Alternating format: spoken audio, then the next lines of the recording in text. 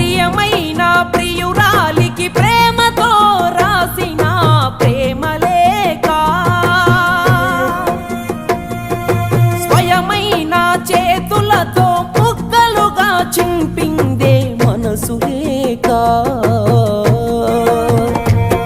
నువ్వు ఊర్వశివని కాదే నిన్ను ప్రేమించింది, నువ్వు దేవతవని కాదే నిన్ను పూజించింది, నువ్వు నింగివని కాదే నేలనేనయింది, నా ప్రాణం అనే కదా నీకు అలుసయ్యింది.